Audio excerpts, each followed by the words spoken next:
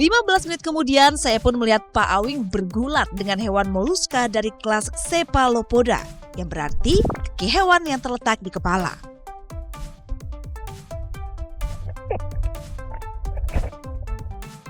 Gurita sangat cerdas dan kemungkinan merupakan hewan paling cerdas di kelas invertebrata.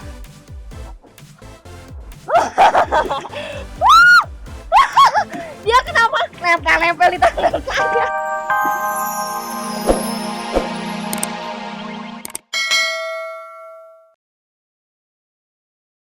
Alam senang ketika kita bertukar cara saling menjaga dan memberi.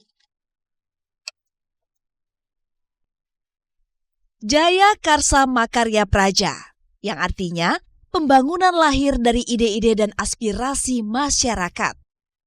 Itu adalah moto dari kabupaten yang baru saja berpisah dari Kabupaten Ciamis 2012 lalu, Pangandaran.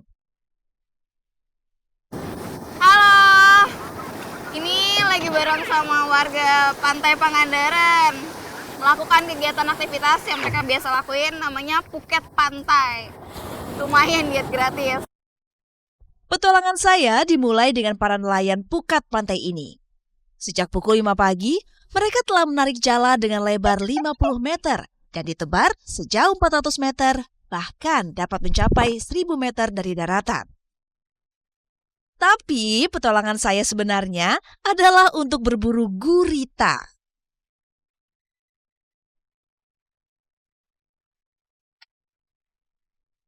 Dan ini adalah Pak Awing. Seumur hidupnya dihabiskan dengan menjadi seorang nelayan. Ia mengkhususkan dirinya sebagai nelayan gurita dengan perlengkapan seadanya. Kali ini kita bakal berburu gurita. Kita disebutnya di sini berburu ya, Pak ya? Iya.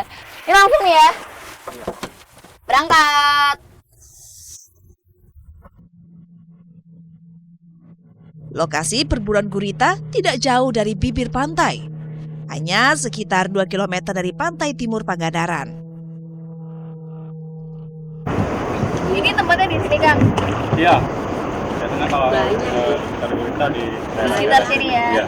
Terus ada ritual-ritual sebelum kita nyemplung nggak nih? Ya biasanya kalau kita ya pakai apa itu sebelum nyemplung itu kita biasanya minum bubuk merica gitu. Minum bubuk merica.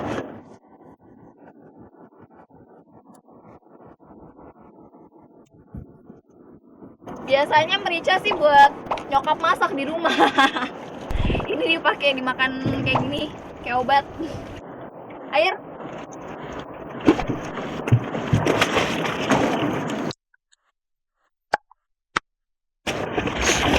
Wah, saya sudah tidak sabar. Ini adalah pengalaman pertama saya berburu gurita di laut manapun di Indonesia. Tuh, lihat, Pak Awing langsung turun ke kedalaman 6 meter untuk mencari gurita tanpa alat bantu pernapasan. 15 menit kemudian, saya pun melihat Pak Awing bergulat dengan hewan moluska dari kelas Cephalopoda, yang berarti kaki hewan yang terletak di kepala.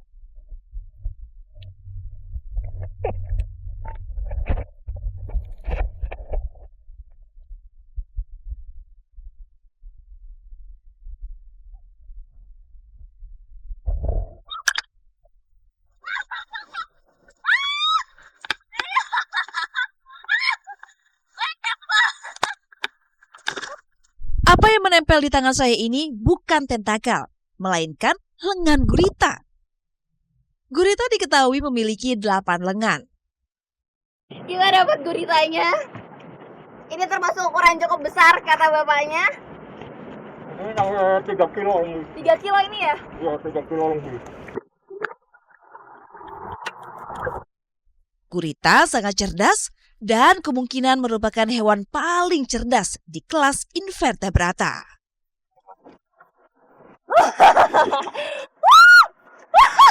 Dia kenapa nempel-nempel di tangan saya?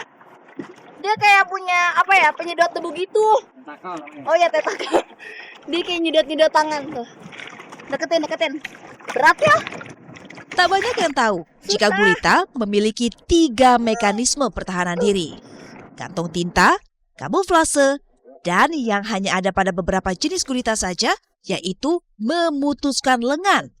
Wah, mirip dengan cicak ya, dan beberapa jenis kadal. Habis ini bisa dimasak kan? Bisa. Kita cobain gurita. Yuk, kita masak. Oke, saatnya kembali ke daratan. Habitat asli saya dan Pak Awing. Tapi tadi sih kalau turun dari perahu sangat mudah. Ternyata naiknya susah. Capek. Tadi telah menyelam lautan yang dalam itu. Saya lelah. Bentar, lagi usaha naik. Kayak harus diet ini. Pak, saya nyerah Pak. Tolong.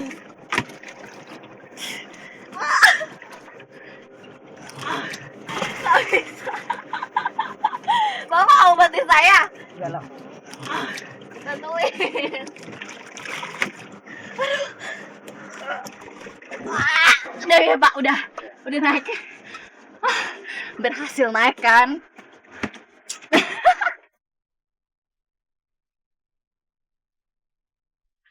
Akhirnya naik juga di atas perahu. Kami pun langsung kembali ke arah pantai untuk memasak gurita. Jangan kemana-mana ya, tetap di Kacamata Petualang.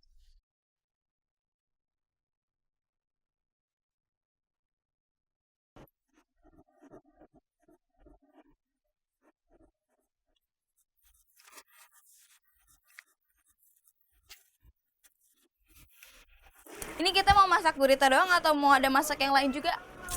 Ada, kita selain masak gurita kan ada kerang gitu. Kan ini guritanya mau dibakar. Iya. Juga dibakar. Gitu. Wah, ternyata Pak Awing juga membawa kerang Batak untuk dimasak. Hasil tangkapan sehari sebelumnya. Tapi kerang ini asli Sunda loh. Itu masih hidup ya? Masih ini masih. Cara matiinnya gimana? Oh, anak-anak sini biasanya diginiin matinya, jadi ininya dibalikin gitu badannya. Karena gurita tidak memiliki urat nadi vital. Untuk mematikannya, Pak Awing mengajarkan saya salah satu cara tercepat. Ini kayak gini tangannya. Masukin. Maafkan aku gurita. Oh.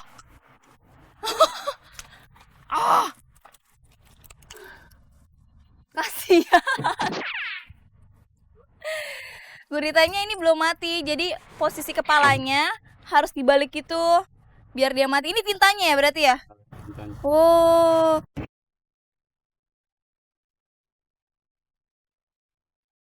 Lengan gurita pun kami tancapkan pada tusuk sate untuk dibakar. Tapi sebelumnya harus dibumbui terlebih dahulu, cukup menggunakan garam. Bah.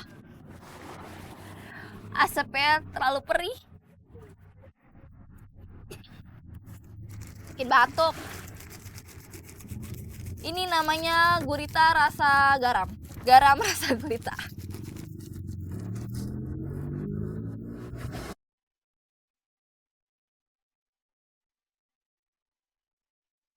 Sebagai pelengkap makanan, saya pun memasak nasi liwet dengan bahan-bahan rempah yang sederhana. Dan tidak lupa kerang Batak yang dibawa Pak Awing, cukup saya taruh di atas bara api. Sambil menunggu masakan matang, ada satu pertanyaan yang membuat saya penasaran. Ada nggak sih Pak pantangan yang atau mungkin hal apa aja yang harus dilakuin sebelum berburu? Atau mungkin syaratnya atau apa? Ya aturannya kayak gimana? Ya, yang jelas kalau di sini kan lokasi wisata gitu ya, wisata. Jadi kalau nangkapnya nggak boleh ngerusak terumbu karang gitu. Itu aja. Jangan pakai obat-obat keras seperti potas, itu nggak boleh. Ada hukumnya kan, nggak boleh. Persyaratannya cuma tidak boleh merusak terumbu karang.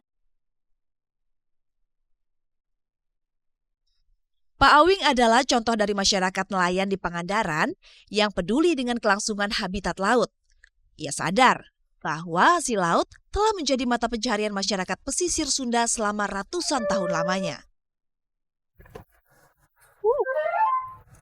Ini aku nih yang gosong lama-lama, bukan gurita. Panas banget. Cangkang kerang Batak mulai terbuka. Pertanda kalau telah matang, begitu pun juga nasi liwet dan gurita bakar kami.